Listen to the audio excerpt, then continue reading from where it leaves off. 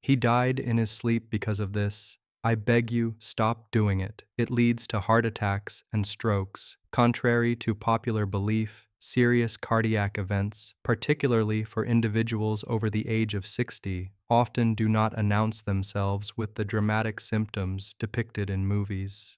The crushing chest pain, the numbness radiating down the arm, and the sudden collapse are not the typical harbingers of danger when it comes to the most perilous cardiac incidents that can occur. Instead, these life-threatening episodes frequently unfold silently, creeping in as one sleeps, building without any apparent warning. This insidious nature means there's no opportunity to seek immediate medical attention, no precious second chance to alter the course of events.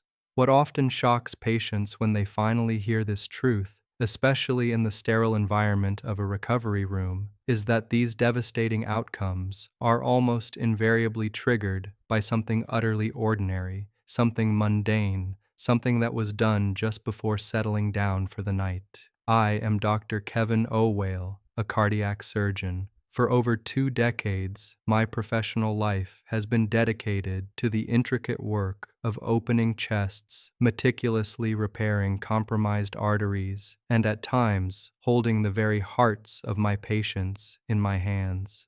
This extensive experience has also afforded me a stark and consistent view of preventable patterns that repeatedly manifest in individuals who, until that critical moment, remained blissfully unaware of the cumulative damage they were inflicting upon themselves night after night. Tonight, I aim to illuminate 5 of these pervasive patterns, 5 seemingly innocuous habits that, in their quiet accumulation, are effectively priming the system for a catastrophic failure while one rests. More importantly, I will guide you through precise, actionable steps to dismantle these habits, one simple evening at a time, thereby disarming the ticking time bomb within. Please, stay with me. The information I will share in the coming minutes could very well be the most significant and life-altering knowledge you encounter this year. It's crucial to understand that your cardiovascular system does not simply shut down when you fall asleep. Instead, it undergoes a fundamental shift in its operational mode. In a body functioning optimally, the nighttime is characterized by a natural and beneficial dip in blood pressure, typically ranging from 10 to 20% lower than daytime levels. Your heart rate also decelerates, and your arteries experience a welcome period of relaxation. This nightly lull serves as a vital biological reset, a form of essential maintenance that your body has been performing without fail throughout your entire life. However, as we age, particularly beyond the age of 60, this sophisticated regulatory system begins to lose its efficacy and reliability. The blood vessels gradually lose their elasticity, becoming stiffer. The mechanisms responsible for regulating blood pressure become less precise, and certain hormonal signals that once provided crucial protection to the heart during the night start to diminish in strength. Consequently, the margin for error, the buffer that allows the body to compensate for unexpected stresses, shrinks considerably. To better illustrate this, consider your cardiovascular system during waking hours. It possesses numerous backup mechanisms that can effectively compensate for minor disturbances and adapt to changing conditions. At night, however, many of these compensatory systems are intentionally offline as the body conserves energy and focuses on repair and regeneration. It's as if the system is operating on a significantly reduced crew.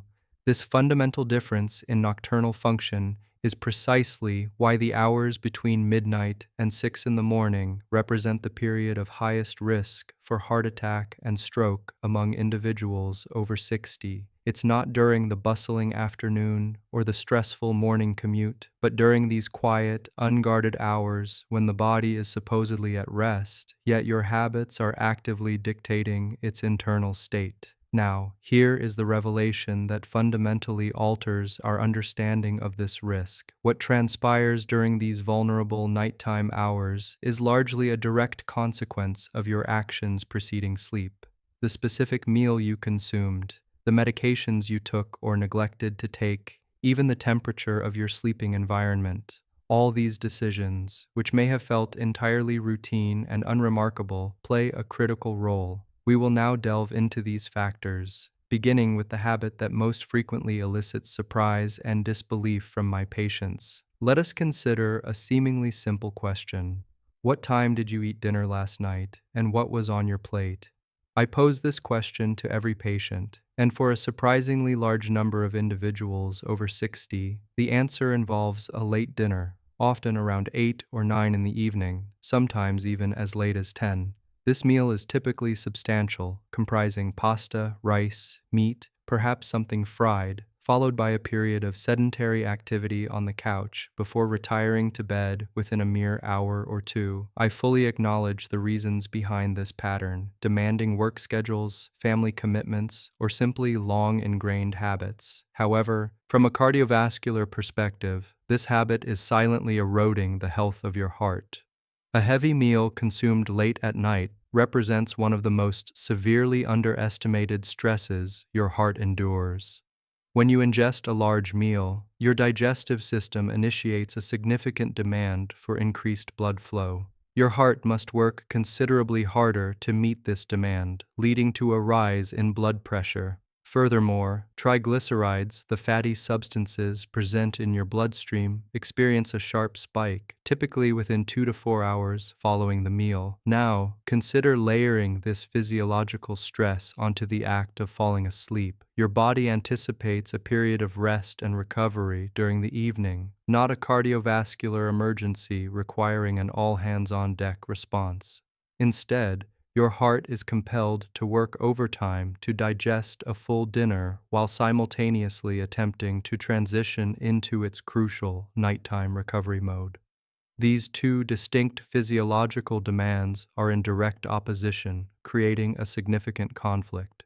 In individuals over 60, particularly those with any degree of arterial stiffness, this conflict can have severe and tangible consequences. Numerous studies have consistently demonstrated a strong correlation between eating within 2 to 3 hours of sleep and elevated nighttime blood pressure, increased instances of acid reflux, which can mimic or even trigger cardiac symptoms, and a heightened risk of experiencing cardiovascular events during sleep. The solution to this particular challenge is remarkably straightforward. Aim to conclude your main meal by 6 or 7 in the evening. If you do consume a late meal, ensure it is light, focusing on lean protein and vegetables rather than heavy fats. Does your typical dinner schedule align with what I have just described? You might be astonished by the number of people who answer affirmatively and have never previously considered a connection between their eating habits and their heart health. This next point requires your utmost seriousness, as it is an area where a significant amount of preventable damage occurs. Based on my extensive clinical experience, if you are over 60 and are prescribed medication for high blood pressure, a condition affecting statistically over 60% of individuals in this age group, the timing of that medication is of paramount importance, often more so than most physicians adequately convey. Under normal circumstances, blood pressure follows a predictable daily pattern. It tends to rise in the morning, peak in the afternoon, and then dip during the night. However, a substantial proportion of individuals over 60, especially those with pre-existing hypertension, do not experience this crucial nighttime dip. Their blood pressure may remain elevated, or it might even surge unexpectedly during the early morning hours. This condition is known as nocturnal hypertension, a term unfamiliar to most, yet profoundly dangerous in ways that differ significantly from daytime high blood pressure. While you are asleep, your arterial walls are not adequately prepared to withstand sudden pressure surges. A pressure spike occurring at 3 in the morning exerts a far more damaging effect on arterial walls than one experienced at 3 in the afternoon. Such nocturnal surges are more likely to rupture a vulnerable plaque within a coronary artery, increase the probability of clot formation, and ultimately lead to an event requiring my intervention. If you are taking your blood pressure medication solely in the morning, it may have completely worn off by the time you are most vulnerable during the night. If you happen to forget your medication altogether, you are effectively leaving yourself unprotected during the most perilous hours of sleep. So, what is the recommended course of action? It is imperative to engage in a specific conversation with your doctor regarding the precise timing of your medication. Inquire whether your prescription might be more beneficially taken in the evening rather than in the morning. This brief conversation, often lasting no more than 2 minutes, could prove to be life-saving. There is compelling scientific evidence, including findings from the Hygia chronotherapy trial, which strongly indicates that evening dosing of blood pressure medication significantly reduces cardiovascular risk during sleep. This is not a minor adjustment, it is a potentially life-altering discussion that you must have. Do not assume that the timing of your medication is inconsequential. In the field of cardiology, timing can, quite literally, be everything. It is a lamentable fact that most patients over 60 have never once initiated this critical discussion with their healthcare provider. Now, I want you to consider someone you know who snores. It could be your spouse, a parent, or perhaps even yourself. That sound, that loud, irregular rumbling that often disturbs the night. Most people dismiss it as a mere annoyance, something to be laughed about or something that prompts a gentle nudge to their partner. However, from a medical perspective, I view it as a significant cardiac warning sign unless proven otherwise. After 2 decades in this profession, I mean that quite literally, sleep apnea is one of the most underdiagnosed and consequently underestimated conditions I encounter among my patients over 60. It is estimated that upwards of 30% of older adults suffer from some form of sleep apnea, and the vast majority have either never received a diagnosis or have not undergone any treatment. They remain entirely oblivious to the detrimental impact this condition is having on their heart, night after night. Let us examine what precisely occurs during an episode of sleep apnea. You cease breathing for a period of 10 seconds, sometimes extending to 40 seconds or even longer. This interruption in breathing can occur dozens of times within a single hour. With each cessation of breathing, the oxygen saturation level in your blood plummets sharply. Your brain interprets this as a critical crisis and triggers an acute stress response. This involves the release of adrenaline and cortisol, resulting in a sudden and dramatic spike in both your heart rate and blood pressure. Essentially, your heart is jolted awake while the rest of your body remains asleep. This cycle repeats itself night after night, year after year. Imagine this happening 30, 40, or even 50 times in a single night. The cumulative effect on your cardiovascular system is far from subtle. Sleep apnea is directly correlated with a 3-fold increase in the risk of heart attack, a statistic alone that should compel immediate attention. It is also strongly linked to irregular heart rhythms, including atrial fibrillation, a condition that itself dramatically elevates the risk of stroke. Moreover, sleep apnea accelerates the thickening and stiffening of arterial walls. And because the individual is asleep throughout these events, they often remain unaware until a serious medical issue arises. The warning signs of sleep apnea are not always as overt as loud snoring, though that is a significant indicator. Other symptoms to watch for include waking up with headaches, experiencing profound exhaustion even after a full night's sleep, needing to urinate frequently during the night, waking with a dry mouth, or a sensation of choking. If any of these symptoms resonate with you, it is essential to discuss the possibility of a sleep study with your doctor. Here is my direct advice to my patients.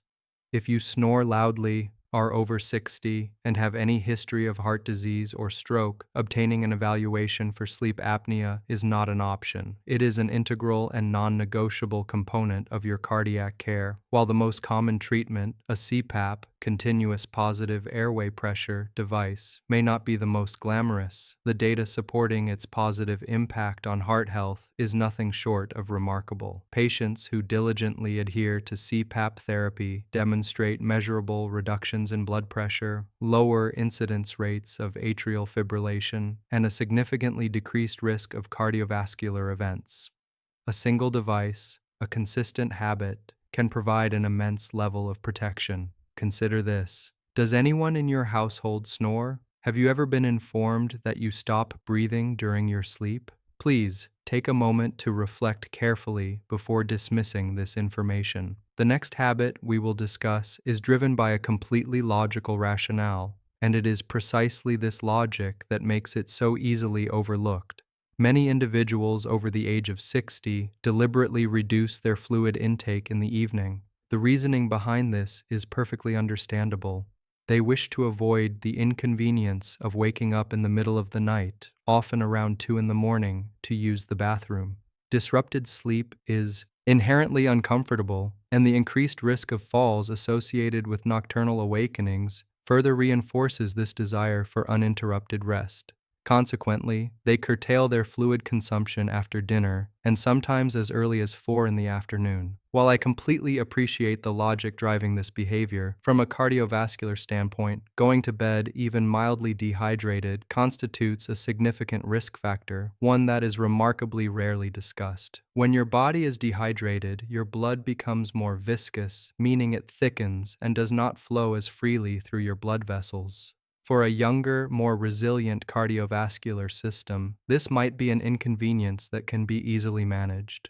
However, for an individual over 60 who is likely contending with arterial stiffness and the presence of plaque, this scenario presents a vastly different challenge. Thicker blood moves at a slower pace through arteries that may already be narrowed due to disease.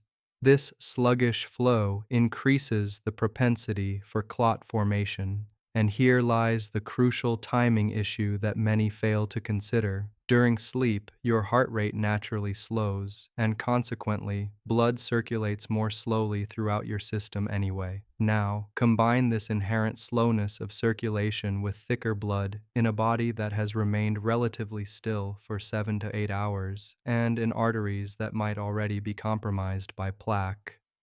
This confluence of factors, dehydration, a slow heart rate, reduced physical activity, and underlying vascular disease, is a significant contributor to the clustering of strokes and heart attacks in the early morning hours.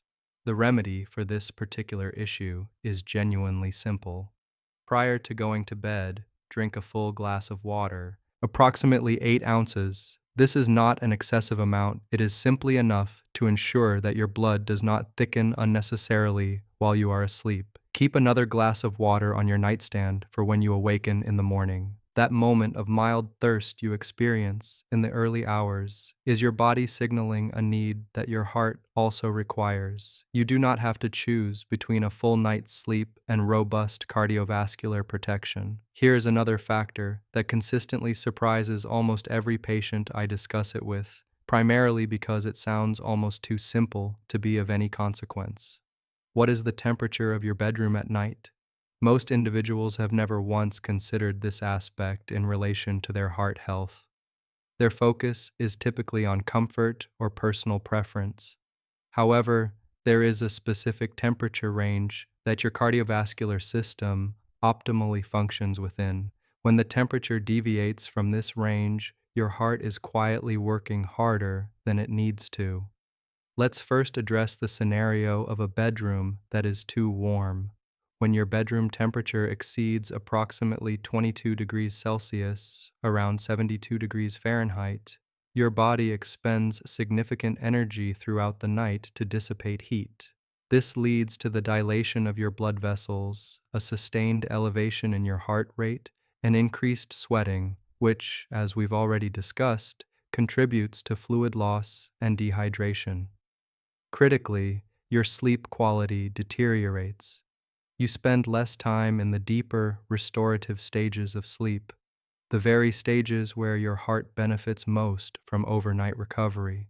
Now, let's consider the opposite extreme, a genuinely cold bedroom below 16 or 17 degrees Celsius.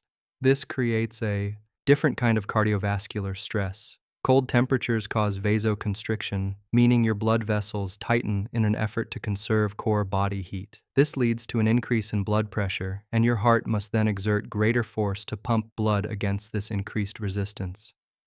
For individuals with existing coronary artery disease or hypertension, this nocturnal increase in blood pressure is not a trivial matter.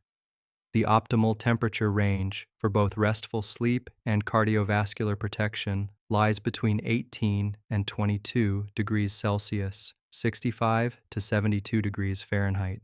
Maintaining this temperature window allows your body to remain in a thermoneutral state, with your vessels relaxed and your heart rate low and steady, ensuring deep, restorative sleep. This simple adjustment in temperature provides tangible protection. Everything I have described thus far may sound like an extensive list of potential concerns. However, I want to reframe this entirely.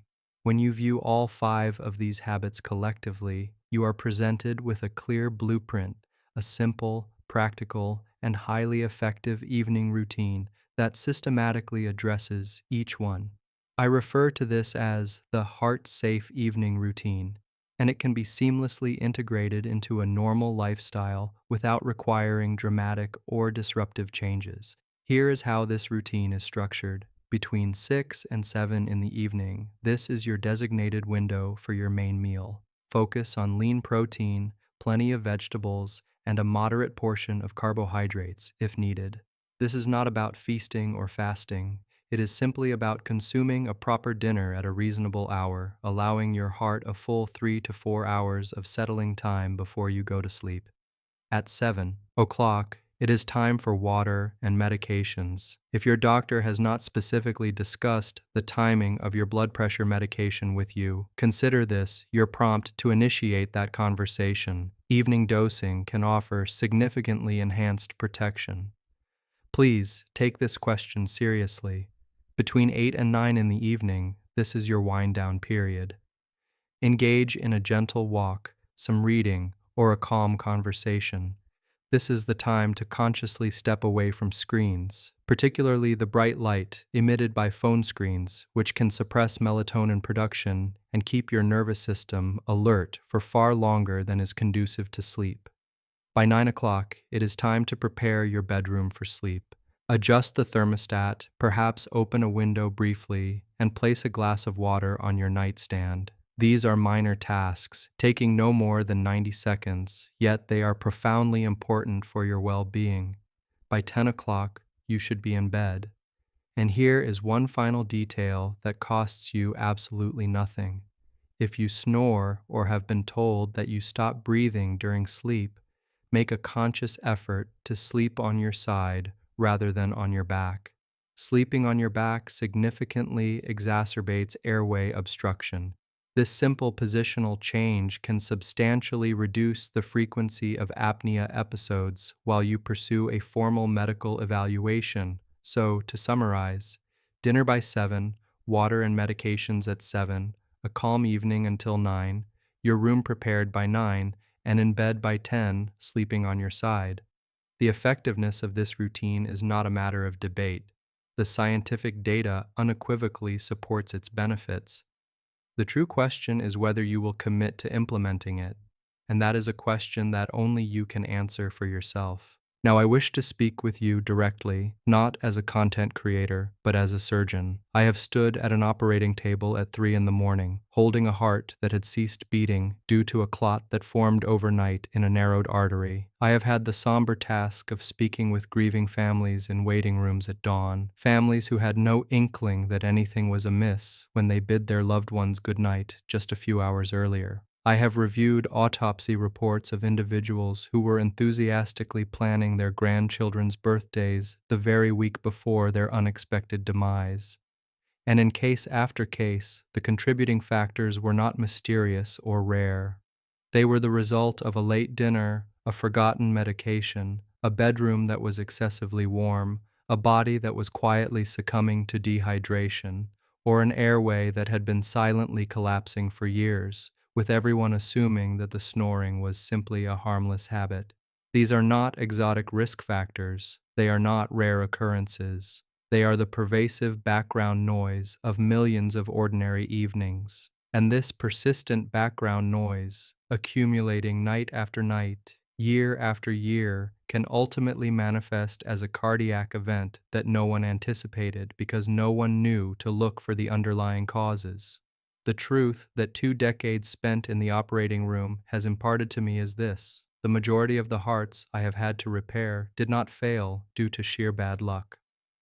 They failed because of a lack of critical information that patients simply never possessed. You now possess that knowledge.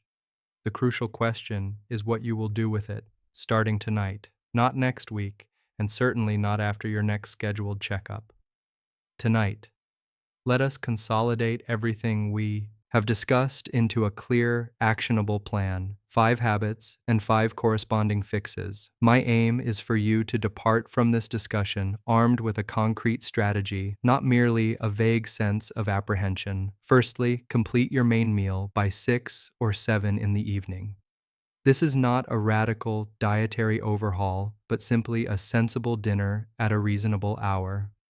Secondly, engage in a direct conversation with your doctor about the precise timing of your blood pressure medication. Specifically, inquire about the potential benefits of evening dosing. This single discussion could very well be the most significant medical conversation you have all year. Thirdly, if you snore, if you consistently wake up feeling exhausted, or if anyone has ever informed you that you stop breathing during your sleep, you must undergo an evaluation for sleep apnea. At the age of 60 and beyond, this is not optional. It is an essential component of taking your heart health seriously.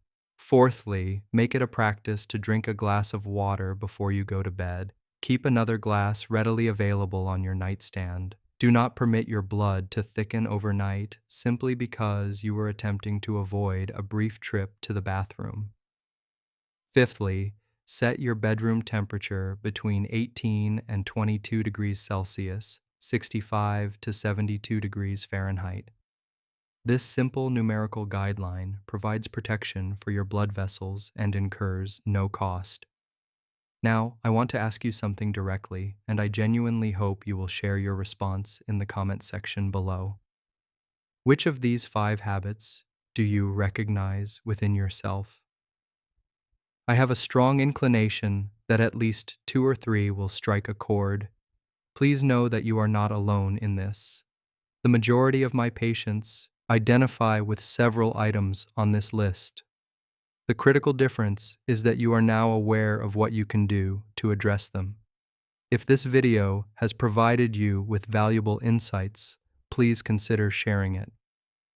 There is undoubtedly someone in your life, a spouse, a sibling, a friend, anyone over 60, who has never made the connection between their nightly routines and the health of their heart. Forward this information to them. Please take care of your heart. It has diligently served you, working tirelessly every single minute of every single night throughout your entire life. Grant it the optimal conditions it requires to continue its vital function. One final, crucial point. All the information I have shared here is intended as general medical guidance, grounded in current cardiovascular research and my own extensive clinical experience. It is not, and should not be considered, a substitute for personalized medical advice. Before making any modifications to your medication schedule, or indeed any significant lifestyle changes, it is absolutely imperative that you consult with your own physician. This is not merely a legal disclaimer, it is genuine advice from someone who genuinely wishes for you to continue watching this channel, healthy and well, for many years to come. Good night, sleep well, take care of yourself, starting now.